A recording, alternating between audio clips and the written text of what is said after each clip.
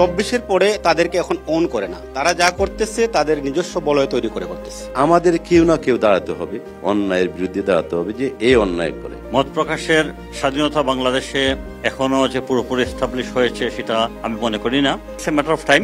সকলে বলে সরকার দেয় না, সরকার আসে না, সরকার করে না, আমরা কি যাব? সরকারের বাইরে কি আর মেকানিজম নাই?